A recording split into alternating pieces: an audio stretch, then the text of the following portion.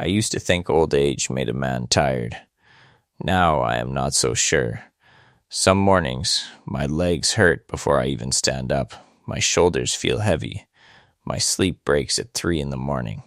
For years, I blamed my body, but bodies remember what we refuse to say. My name is Ernest Cole. I am 84 years old, and I thought it was exhaustion. It was regret. The bus transfer slip was in my shirt pocket when my knees gave out. Not from sickness, not from age. At least not the kind doctors measure. I was standing in the public transit, lost and found under lights that buzzed like flies, waiting for a young woman behind the counter to find my new senior pass. My hand went into my pocket for a tissue.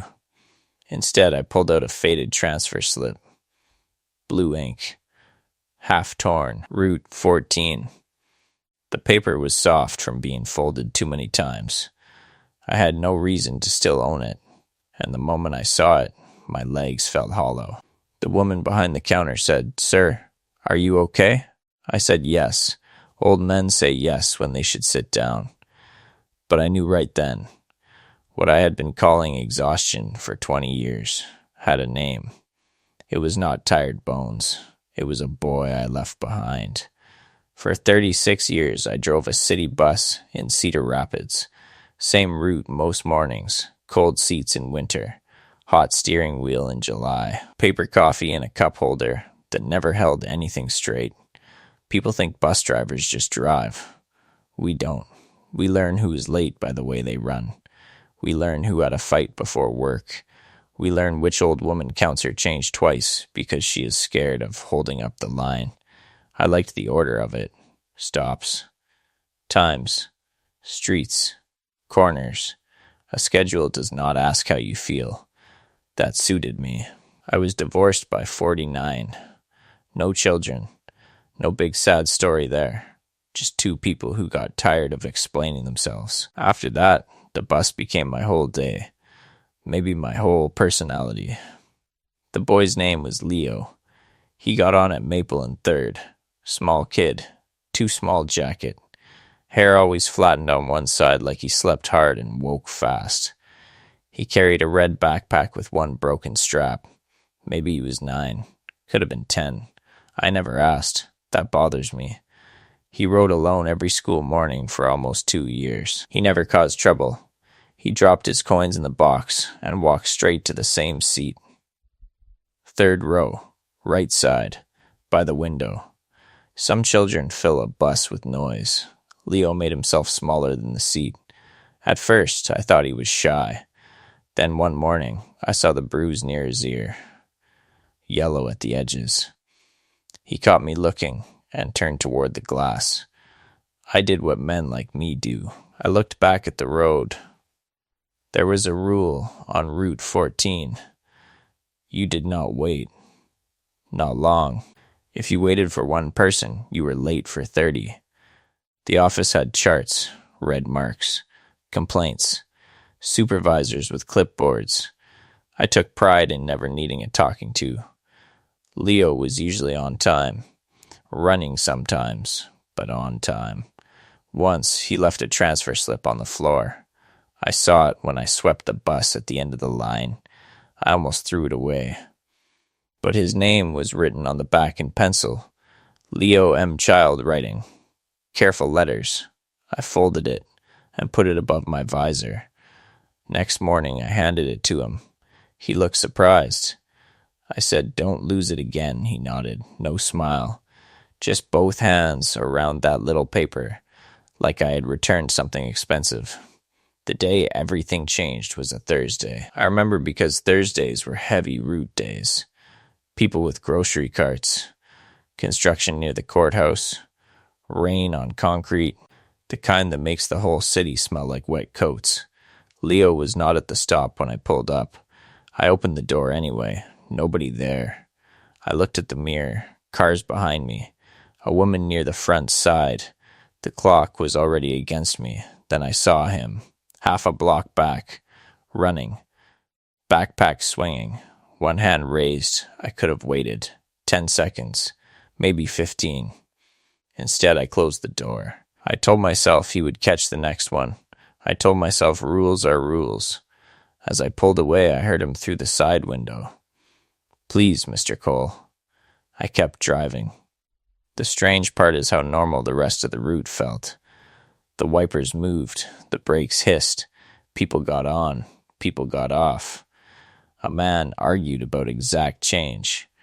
A baby cried near the back. Life kept behaving like nothing had happened. That is how small cruelties survive. They blend in. The next morning, Leo was not at Maple and 3rd. I watched the corner. I slowed more than usual. No boy. The day after that, no boy. By Monday, a different child stood there with a lunch bag. I asked one passenger, a woman who lived near that block, if she knew the little boy with the red backpack. She looked out the window. Then she said, "You left him." That was all. 3 words. No explanation. No anger. Just a fact placed in my lap. I wanted to say I had a schedule. I wanted to say there was another bus.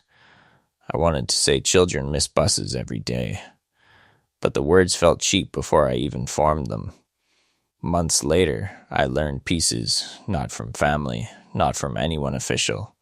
Bus drivers hear things. Leo had been moved from one house to another. Foster care, maybe, I am not sure. That Thursday, he had been late, because the woman watching him would not get up. He had run 6 blocks to catch my bus. When I left him, he walked to school in the rain. He got there soaked. Someone called someone. By the next week, he was gone from that neighborhood. That is the part that stayed under my skin. I had not ruined his life. I will not make myself that important. But I had become one more adult who saw him running and kept moving. There is a special kind of tired that comes from doing your job so long you stop seeing the person inside the interruption. I did not know I had it. Not then. Years passed. I retired. People signed a card. There was sheet cake in the break room. Somebody gave me a plastic clock shaped like a bus. I smiled for pictures. Then I went home and slept almost 12 hours. After that, I was always tired. Doctor said my numbers were decent. My neighbor said retirement takes adjusting. I said it was just old age. But some mornings, I woke with my hands tight, like I was still holding the wheel, and in dreams, I saw a small hand raised in the rain. Last month, I lost my senior pass. That is why I went to the transit lost and found. The young woman behind the counter searched a drawer full of gloves, earbuds, keys, and one baby shoe. While she looked, I pulled that old transfer slip from my pocket. I do not know why I had brought it. Maybe I had carried it for years without admitting it. A man walked in behind me. Gray beard, work boots, red backpack over one shoulder. Not a child, not anymore. He looked at the slip in my hand, then at my face. He said, he kept the slip. It was Leo's cousin. Not Leo. That almost made it worse, because life did not hand me a neat scene. No full forgiveness. Just a man buying a new pass before work. He told me Leo was alive. In Des Moines, he thought. Married, maybe. Doing okay, maybe. People say maybe when they do not know how much hope to give an old man. Then he said Leo used to talk about the driver who remembered his name, and the driver who drove away. Same man, me. I stood there holding that paper, feeling every mile I had ever driven. I had thought exhaustion meant I had given too much, too many mornings, too many routes, too many strangers. But regret has a trick. It wears the body's clothes, heavy shoulders, bad sleep, weak knees. You think you are worn out from what life demanded. Sometimes you are worn out from the moment you refused to be kind, because kindness was inconvenient. The woman found my senior pass. I thanked her. I should have left. Instead, I sat on the bus station bench outside, rain tapping the metal roof, buses pulling in and sighing. That old transfer slip open on my palm. The paper shook in my hand, not from age, from memory. I still hear the door close. If you are tired in a way sleep does not fix, look closely at what you are carrying. And if this story made you remember someone, don't ignore that feeling. Like this video, share it with someone who needs to hear it, and subscribe to Before It's Late for more stories about the truths we often understand too late. And tell me in the comments, who did you stop waiting for when they needed you most?